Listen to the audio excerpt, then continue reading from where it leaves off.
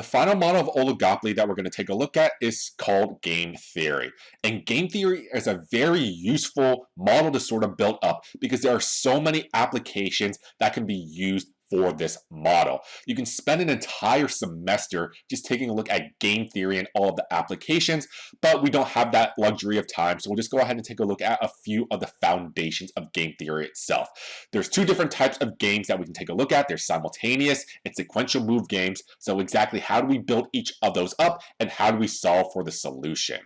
In general, game theory is a study of how individuals and firms make strategic decisions to achieve goals when other players or factors can influence that outcome. So once again, we're hitting on that idea of mutual interdependence. What one firm or what one person does is going to inherently affect everybody else within the game that we are playing.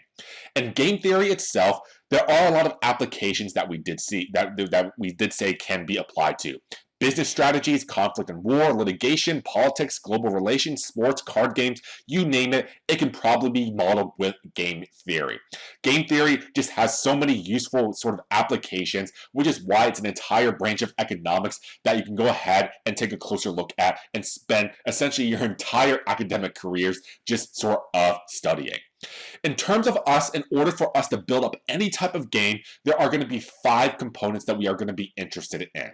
So every game that we make and model within this chapter right here has these 5 components. It has players, it has information, strategies, outcomes, and payoffs. So let's go ahead and dig a little bit deeper into each of these components of a game. So 5 components to a game. Components to a game. So no matter how we build up this game, whether it be sequential or simultaneous, these 5 components are always going to be apparent. The first component is called the player, or players.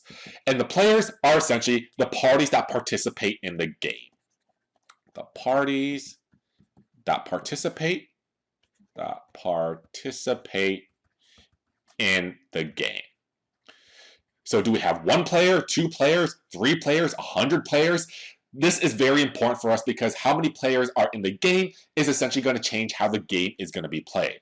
Because we are working simplistically, every single game that we go ahead and take a look at in this section is only going to be with 2 players, player A and player B.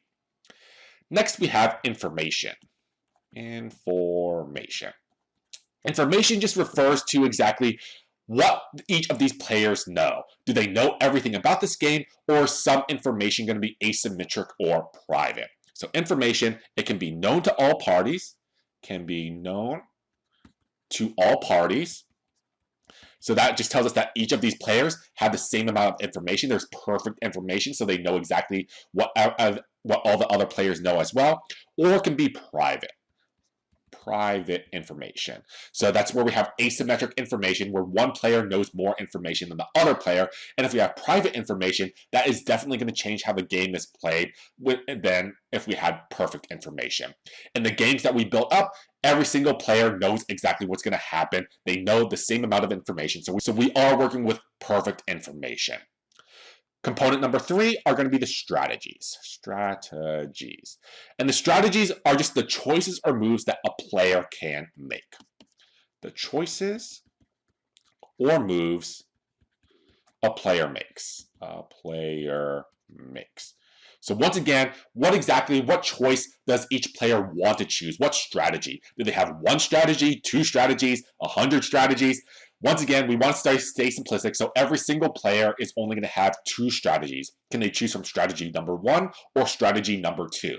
Sometimes the strategies can be sort of symmetric with one another, meaning that they have the same choices, or they don't have to be, so each player can have their own set of choices. Component number 4 are going to be the outcomes. And the outcomes just refer to all possibilities that can occur given our strategies. So refers to all possibilities